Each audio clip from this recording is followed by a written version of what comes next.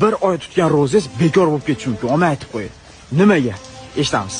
Hayit kuni katta shayton shunday zanjirdan qo'yib yuborilar ekan. Keyin xomush bo'lib o'tirsa, shaytonvachchalar oldiga kelib, "Yo, ustoz, assalomu alaykum. Bu chiqyaptilar bu. Islomdan qutulib oldilarmi? Nima bu xomush o'tiribdilar?" deb savol berar ekanlar. Keyin bu odam bolasi bir oy ro'za tutdi, Alloh hamma gunohlarni kechirib yubordi, shunga xomush o'tiribman-da desa, shaytonvachchalar aytishar ekan, bizga qanaqadir xizmat yo'qmi, aka? Hal qilamiz. Shu bir oy tutgan ro'zasini qanaqadir yo'l bilan bekor qilib yuborsa bo'lar." Deyishar ekan. Keyin bo'ladi debgan katta shayton. Qanaqa desa, hayit kuni imkon qadar ularga ichirish kerak.